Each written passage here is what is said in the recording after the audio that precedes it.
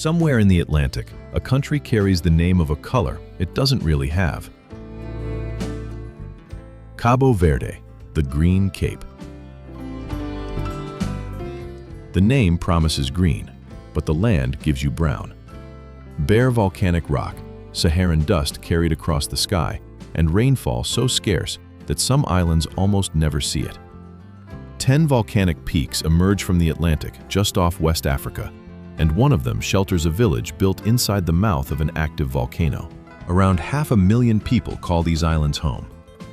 Only now is the world beginning to recognize their name, because those same 500,000 people have just achieved something almost no one expected at the 2026 World Cup. Before we get there, you first have to understand the green that was never really there. Instead, begin with the name. Portuguese sailors gave it in the 15th century, although it was never intended for these islands. They took the name from Cape Verde, a green headland on the African mainland near today's Senegal, passing it before they ever reached these islands. The green belonged somewhere else, yet the islands carried the name ever since. Instead, the islands inherited the Sahel, the dry belt stretching along the edge of the Sahara. On Sal, one of the flattest islands, annual rainfall reaches only around 145 millimeters, while anything below 250 millimeters is officially classified as desert land. Then, for weeks at a time, a haze locals know as bruma seca blows in from Africa, carrying fine Saharan dust that gently turns the entire sky into a soft, pale brown. Only about 1/10 of the land can be farmed at all. So picture what shapes everyday life here. It is not the harvest. It is shaped by water. Families carve terraces into the dry hillsides to capture every bit of rain, build low walls to hold the runoff, and raise goats instead of crops, because goats survive where fields cannot. In the morning markets of Praia and Mindelo, most of the food on the tables has arrived by ship. Even on the dustiest days when the land has nothing left to offer, people still make their way to the shore. Out here, the real field was never the soil. It was always the ocean. That is the first truth about Cape Verde. A hopeful name promised what the sky never delivered. And that single shortage, water, quietly shaped everything that followed after. The food they eat, the work they do, the character that defines the people. Even the reasons so many would eventually leave these islands behind. Tell us where you're watching from in the comments, and share this video with someone who has never heard of these islands. But the reason these islands remain so dry hides something truly dramatic lying right beneath your feet. What lies beneath your feet is the very reason this place exists at all. These 10 islands are not islands in the ordinary sense of the word. What they really are is the tops of volcanoes. Great mountains formed from the Atlantic floor over millions of years until only their summits finally broke through the surface. The tallest carries a name that explains itself clearly: Pico do Fogo, the Peak of Fire, rising 2,829 meters, about 9,281 feet straight out of the sea. Yet people actually live on it. Not beside it, but right on its slopes. Inside the volcano's crater lies a village named Chá das Caldeiras, where around 1,000 residents farm the floor of an active volcano. Then, in November 2014, the mountain awakened. The eruption lasted 77 days until February 2015, as lava consumed homes, roads, and the everyday things a life depends on. Even so, the people returned and rebuilt everything, back inside the same crater beneath the same mountain. It was far from the first time this volcano had challenged them. Fogo has erupted about 12 recorded times since around 1,500, remaining active through much of the 1,700s. But why remain? Because the same fire that destroys also provides. The rich black volcanic soil allows villagers to grow vines directly from the ash, producing a wine they export abroad. They proudly call it the wine of fire, alongside coffee harvested from the surrounding slopes. Here, their houses are built from basalt, and even the ovens are shared by neighbors. When asked why they never leave for somewhere safer, the people who live here always give the same simple answer: this is home, and they simply cannot imagine living any other way. Perhaps that single crater tells the story of the entire country. A land that offers very little, yet people transform every small gift it provides into a reason to remain. Living on terrain this unforgiving shapes a very particular kind of person. Yet the first thing every visitor notices isn't the volcano at all. It's the warmth of the people. There's a word for it as well. Morabeza. It doesn't translate cleanly into English, but it describes warmth, kindness, and treating a stranger as though they were already part of the family. It's the value Cape Verdeans mention first when they describe themselves, and the one visitors keep talking about long after they return home. Travelers who have been there describe the same things again and again. Strangers greeting strangers in the street, an invitation to share a meal even when there's almost nothing to spare. Many visitors describe the same feeling, being welcomed like a guest instead of a walking wallet. Beneath it all, the rhythm of life moves slowly every day. Here, people half-jokingly call it no stress for good reason. As the day winds down, neighbors gather at small bars over a glass of grog or the sweeter pancha to unwind. Men huddle around a board game, while music is almost always drifting from somewhere nearby every evening. Nearly everyone grows up speaking Crioulo, a Creole rooted in Portuguese as the language of home and song. Even though formal Portuguese remains the language used in schools and government offices. Those greetings, the invitations, the laughter, that is the real grammar of these islands. But here's the part worth remembering for a moment. This warmth never grew out of comfort. Instead, it grew from the opposite. On land, this dry, through famine and drought, no single family could survive alone. Sharing stopped being simple kindness and became something every community depended on to survive. On land where the soil gives almost nothing, people chose to give each other everything they possibly could. That is Morabeza. Not a tourism slogan, but a survival strategy that gradually became part of their character. Remember that warmth, because these same 500,000 people were about to leave the football world speechless. But first, where did they actually come from? Their story begins somewhere it almost has no right to begin with. Islands that once had nobody living on them at all in history. Now think back to those 500,000 people. They're the same people living on dry volcanic rock, named after a green that barely exists. In 2026, Cape Verde reached the FIFA World Cup for the very first time, but refused to accept the role of a tiny nation expected to lose. In their opening match, they stunned everyone by holding Spain, one of the best teams in the world, to a goalless draw. In goal, their 40-year-old keeper, known as Vozinha, was so commanding that he earned Player of the Match. Then they fought back from behind to draw 2-2 with Uruguay. Their first ever World Cup goals came from a Kevin Pina free kick and an equalizer by Elio Varela. That meant 4 points from their first 2 World Cup matches. As of late June 2026, their group was still undecided, with one final game against Saudi Arabia in Houston that could send them through. Just take a moment to appreciate the scale of that achievement. Cape Verde remains one of the smallest nations ever to reach a World Cup ranking, second smallest by land area at just over 4,000 square kilometers and among the least populated. But here's the part that truly stays with you. 500,000 people living on islands most of the world couldn't even locate on a map, holding Spain to a draw. If a nation that small can achieve something like that, its story deserves to be shared. Tell us which country you're watching from, and send this to someone who always cheers for an underdog. But how did they actually pull it off? The answer is even stranger than the result itself. Unlike most countries, Cape Verde did not begin with people already living on its land. Before the 15th century, there is still no solid evidence that anyone had ever lived on these islands at all. Instead, there was no native population, no First Nation, and no ancient claim to the land.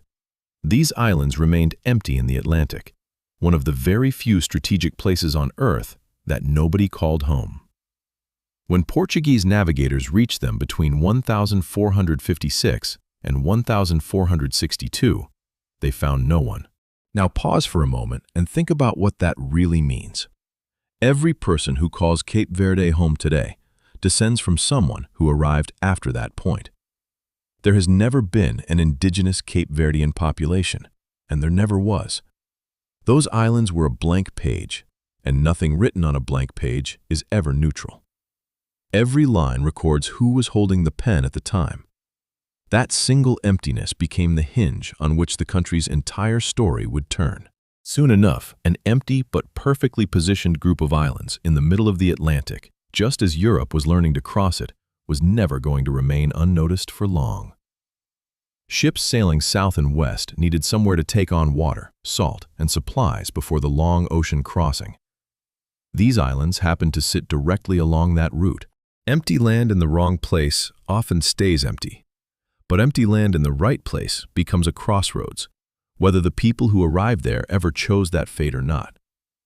Of everything you've seen so far, the desert with a green name, the village inside a volcano, or an entire country with no original inhabitants, which surprised you the most? Tell us in the comments, because what eventually filled that emptiness became one of the most important and most painful crossroads in Atlantic history. The story began in a town called Ribeira Grande, founded in 1462 on the island of Santiago. Today, it is known as Cidade Velha, the Old City, a place that carries a quiet but deeply meaningful distinction. It became the first European colonial town ever built anywhere in the tropics. Its church, begun in 1495, remains among the oldest of its kind, still standing. Walk through it today, and it seems calm and peaceful enough. Its past, however, tells a far different story. Throughout much of the 16th and 17th centuries, this small Atlantic town became a major transit point in the transatlantic trade in human beings. Sitting halfway between three continents, it turned into a vital hub, and countless people passed through here in chains, toward lives they never had the chance to choose. Among the surviving monuments stands the old pillory, the Pelourinho, which once occupied the center of the square. This story deserves to be told plainly and with respect for everyone who passed through this place, not dramatized, not turned into spectacle, but simply remembered. That is why so many people from these islands continue asking again and again for their real history to be told, rather than quietly skipped over. For a time, this little town grew into one of the Atlantic world's most important ports, becoming wealthy enough to attract repeated pirate raids, until those attacks eventually forced the capital to move farther up the coast, to Praia, where it still remains today as the capital. In 2009, UNESCO recognized Cidade Velha as a World Heritage Site, not as a celebration, but as a place the world collectively chose to remember. Yet out of that very crossroads, something the world had never seen before was quietly beginning to emerge. Across islands with no native people, a new people gradually emerged. Settlers and traders from Portugal brought their language, religion, and systems of administration. Meanwhile, men and women brought from West Africa carried music, memory, and the knowledge needed to survive heat and hunger. With no older homeland to return to, those two worlds did not simply exist side by side. They slowly fused together. From that fusion emerged something genuinely new, a Creole people and their own Creole language, Criollo. More than anything else, that language became the heart of the nation. Today, Criollo is the everyday mother tongue of nearly the entire population, the language of conversation and poetry, of lullabies, arguments, and love. Many describe it as Portuguese words resting on an African frame, a phrase that captures the country itself in a single sentence. Portuguese remains the official language of government and schooling, the one written on official forms, but Criollo is the language spoken around the family table. You hear that same fusion in music beyond morna, especially the drum-driven batuku and funana, whose rhythms trace directly back to West Africa. When a people's deepest language and oldest rhythms are the ones they created themselves, that identity is never borrowed. It truly belongs to them. This is the part Cape Verde hopes the world understands correctly. It is where Africa, Europe, and the Atlantic come together in one shared identity, proudly carried by its people through their own long journey to freedom and independence. Never a footnote to someone else's story. Cape Verde became a story of its own. Yet this new people carried one feeling so deeply that in time, the whole nation learned to sing it. But that feeling has a name too. Saudade. The term comes from the Portuguese word saudade, yet Cape Verdeans reshaped it into something entirely their own. It describes a feeling that is almost impossible to translate, a deep, aching longing for someone or somewhere far away, a homesickness that never fully fades. That emotion became the soul of the country's music, expressed through the slow, mournful style known as morna. In 2019, UNESCO added morna to its Intangible Cultural Heritage of Humanity list, and before long, its voice reached people around the world. Among the people who carried that feeling, Cesaria Evora became the most famous voice these islands ever produced. She performed barefoot as a quiet act of solidarity with the poor women of her country, won a Grammy in 2003, and her recording of Saudade carried that same emotion to people who had never heard of Cape Verde. They never needed the words. Even then, the ache came through anyway. Today, the main airport on her home island of São Vicente carries her name, so the first thing many visitors read on arrival is the name of a woman who spent her life singing about leaving. Sit with that paradox for a moment. Yet here is one of the warmest, most welcoming places on earth. But the feeling poured into its most beautiful music is still the pain of leaving. A nation whose best-known song is about longing for home. There is a reason behind that, and it is far more than poetry. Instead, this is history that is still unfolding, and we'll return to it shortly. Have you ever experienced saudade, that deep ache of longing for a place or someone you were forced to leave behind? Tell us your story below. But for those who remained, survival has always begun with one humble pot. Nothing represents Cape Verde's table better than a pot of cachupa, the dish most people would call the country's national food. It slowly simmers with hominy, corn, several kinds of beans, and whatever ingredients are available. Fish along the coast, meat whenever families can afford it. Cooking for hours until every flavor comes together. People even talk about two versions, almost like social classes. Cachupa rica, the rich one, and cachupa pobre, the poor one. What changes between them is simply what each family could afford to add. Whatever is left is fried the following morning into cachupa guisada, the island's traditional breakfast, and the meal many Cape Verdeans abroad cook whenever they miss home. More than any speech, cachupa quietly tells the real story of how people eat here. Yet around 90% of the country's food still has to be imported, because only that thin 1/10 of the land can grow crops. That is where the real irony begins. Although the Atlantic Ocean surrounds you on every side, ordering a plate of fresh seafood in a restaurant can still cost about as much as it would in Southern Europe. Even paradise, as it turns out, always comes with a price. And what fills the glass is grog, Cape Verde's national spirit, a powerful sugarcane rum distilled mainly on the island of Santo Antão. Some people drink it straight, while others prefer turning it into ponche with honey and lime before taking a sip. But the island's greatest treasure is not something served on a plate at all. It's quietly nesting along the beaches. Each year across the dark sand of these islands, one of the planet's great animal events quietly unfolds, almost unseen by most visitors. Cape Verde ranks among the world's most important nesting places, behind Oman and the southeastern United States, while remaining the single most important site in the entire eastern Atlantic. Around 2/3 of that nesting happens on one island, Boa Vista, alone.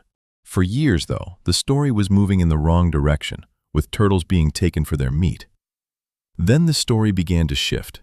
A recent study found that on 3 beaches over 7 years, there was an enormous recovery, driven by night patrols, specially trained dogs, and drones watching the sand to stop poaching before it begins. At night. So why would a poor country spend scarce resources protecting turtle eggs? Because at some point, people here decided these animals were worth more alive on the beach than sold in the market. In the end, the numbers proved they had made the right choice. Poaching still exists, and growing numbers of tourists now bring their own pressure to the nesting beaches. raising an obvious question. Because those very same beaches have quietly transformed this desert nation into a thriving holiday paradise. Across Sal and Boa Vista, the desert does something few people expect. Instead of being a disadvantage, its dryness becomes the attraction itself. Endless sunshine, white sand, warm water, and tourism now account for around 1/4 of the country's entire economy. Meanwhile, on Sal, the town of Santa Maria has exchanged its old livelihoods of salt and fishing for an economy built almost entirely around visitors. The same steady Atlantic wind that once made farming so difficult now attracts windsurfers and kitesurfers from across Europe, turning even the island's climate into the paradise seen in travel photos. The local currency, the escudo, has remained firmly pegged to the euro. Today, €1 buys about 110 escudos, a rate that has remained fixed since 1999. That currency peg keeps the economy stable and encourages European investment, but it also pushes prices closer to European levels. The beaches are breathtaking, the bill is far less forgiving, and the islands still hide sights far stranger than luxury resorts. Hidden on Sal is a place called Pedra de Lume, where salt pans lie inside the crater of an extinct volcano. The water is so salty, around 27 times saltier than the sea, that visitors float effortlessly across the surface, much like they would in the Dead Sea. It is also one of the country's lowest points, sitting below sea level, quietly revealing the promise behind the island's name all along. Instead, it appears on Santo Antão, the second largest island, a place that feels almost like the complete opposite of those postcard beaches. Here, the landscape rises dramatically into sharp ridges, deep canyons and valleys carved through the rock. Because its high mountains capture far more rain than the flatter islands, Santo Antão is at last genuinely green. Today, it has become one of the Atlantic's greatest trekking destinations. The classic hike begins at the rim of an ancient volcanic crater called Cova, more than 1,000 meters above sea level, where hikers sometimes stand above the clouds and look into a vast bowl of green. From there, a stone path winds down into the Paulo Valley, the greenest valley in all of Cape Verde, filled with mango, banana, sugarcane, and passion fruit. Here is where grog is made. After hours of crossing brown desert islands, that explosion of green almost looks unreal. And perhaps that is the quiet lesson hidden across the whole archipelago. There is no single version of Cape Verde. One island is a flat desert shaped around resorts. Another is a steep green world that can only truly be explored on foot. Only then does the country's name finally make sense. But it reveals itself only if you search in the right place. Put all of this together, the harsh islands, the scattered people, and their unbreakable warmth. Then, in the summer of 2026, it produced a shock that almost nobody in the world saw coming. What few realize is that most of the team does not live in Cape Verde at all. The national side, known as the Blue Sharks, is largely built from the Diaspora, with players born and raised in Europe, in Portugal, the Netherlands, and beyond. Many are children of Cape Verdean families who chose to wear the shirt of a country their parents never forgot. Vozinha, whose real name is Yosimar Dias, was 40 years old and had already earned more than 90 caps when he stood firm against Spain, refusing to be beaten. In many ways, he became the underdog within an even greater underdog story. Here, every part of this journey finally comes together. A country with only 500,000 people at home was suddenly represented by a team that reflected a nation scattered across the world, reunited for 90 minutes on one pitch. What seemed destined to be Cape Verde's greatest weakness, so many of its people living abroad, ultimately became the driving force behind its greatest football moment. So what makes an underdog this unstoppable raw talent, or something even deeper? Because a people scattered across the world may be the nation's strangest and saddest truth of all. This is the fact that finally explains the song. More Cape Verdeans now live outside Cape Verde than within the islands themselves. The numbers vary, yet for every person living at home, roughly 3 or 4 live overseas, adding up to somewhere between 1 and 1.5 million people when their descendants are included. Suddenly, Saudade begins to make sense. That longing, woven into the music, is not just emotion, it reflects the country's demographics. Throughout the 20th century, drought, hunger, and limited opportunity pushed wave after wave of islanders onto ships bound elsewhere. They kept sending money home, and those remittances still account for around 1/10 of the economy today. Today, the biggest Cape Verdean community is no longer on the islands, but in the United States, with around 500,000 people living mainly in Massachusetts and Rhode Island today. Brockton, where people of Cape Verdean descent make up nearly 1/5 of the population, is often called the 11th island. By 2025, many even call it the 12th instead. So the Song of Home and the World Cup miracle are not separate stories at all. They are the same story, viewed from different sides. A nation that learned to live scattered across the world while still holding itself together over an ocean. And that is what makes the final fact the most surprising of them all. Yet for a country with almost none of the usual advantages, no oil, no major minerals, barely any farmland, and most of its people living overseas, Cape Verde has achieved something that by conventional rules should hardly exist.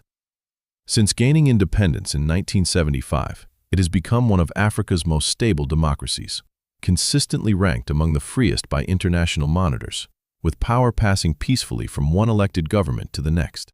Analysts rate its overall threat level as negligible, placing Cape Verde among the safer travel destinations of 2025 for international visitors. Crime also fell by around 11% during that same year. Still, like anywhere else, the capital requires ordinary caution from both locals and visitors. Even on the measure that values people rather than wealth, the Human Development Index, Cape Verde ranks in the higher tier for Africa, despite remaining among the world's least resource-rich nations. So, how does a place with so little end up so rich in stability? The journey has been giving the same answer all along. The real strength was never in the land itself. It wasn't the land, because the land offered so little to begin with. The strength lived in the people, the ones who stayed, the ones who left, and the warmth that continued to connect them across an ocean. If you've enjoyed this journey, leave a like and subscribe, because there are still more forgotten countries with stories just as remarkable waiting ahead. So think back to where this journey began. A cape named for a green it never seemed to have. For most of this story, that green looked like a broken promise, brown rock, dry skies, and a country the rain appeared to forget. Instead, the green was never simply a hidden valley above the clouds. It lived in the kindness of strangers, in the songs carried by those who left, and in a team of scattered children who came home and stunned the world. The islands were given almost nothing.